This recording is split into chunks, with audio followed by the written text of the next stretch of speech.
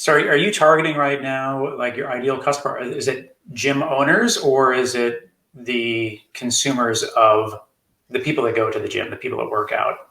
So we're targeting gym owners and then also wellness companies, like health insurance companies, employee wellness companies, who then serve those gym owners, because we have additional components to that. Really, actually, like the higher up the tiers you go, there's more components we have.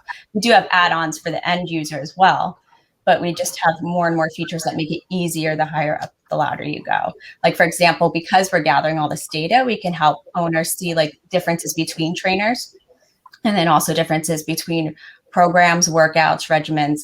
And then it's really good if a trainer leaves, you're not losing all that data.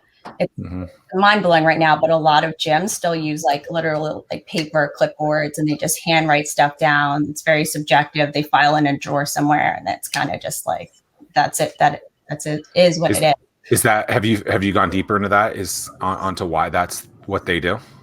Well, because gyms really survive based off face-to-face hours, right? So like the only way they're really making money is either somebody's in a class or somebody's with like the personal training. That's where the real money comes in, and they have to be like face-to-face with someone.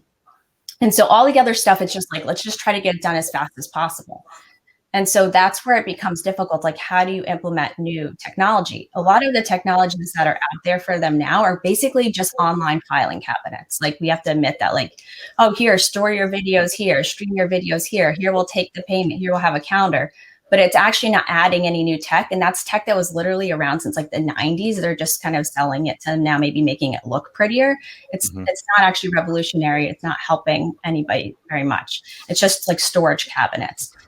So how do you convince them who won't even invest in those things to invest in this thing that to them is a lot fancier? So let's say if we were doing an initial onboarding and you were my new client, the first thing I'd have to do if I was going to do a personal training session with you would be to get a baseline. So I'd have to stand there and assess you and do a bunch of things. That could take up to like 2 hours. And then I'd come up with a plan, let's say another 2 hours.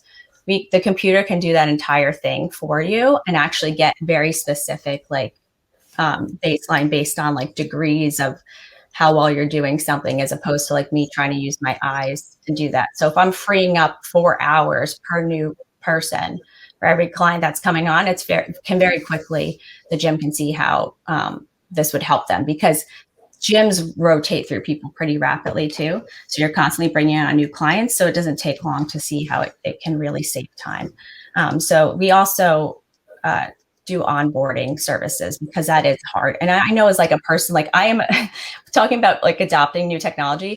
I love adopting new technology, but I'm super busy. And one thing that always throws me off is that if I don't see that there's a good customer service, or if I don't know that there's gonna be somebody there to help me, even if I have to pay for it, I usually won't start new technology. I probably have, every time I get a new phone, I usually like clear my apps and start over, except for the ones I'm using.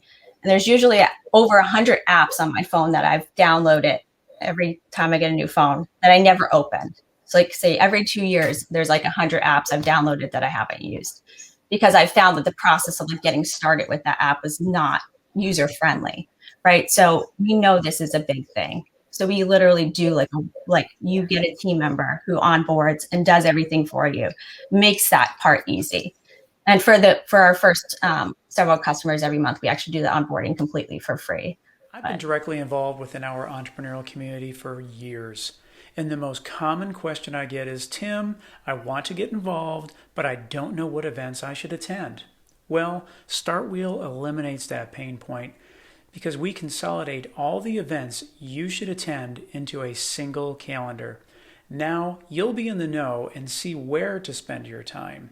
Gone is the need to search multiple websites and calendars. Just head to startwheel.org and see for yourself. That's startwheel.org.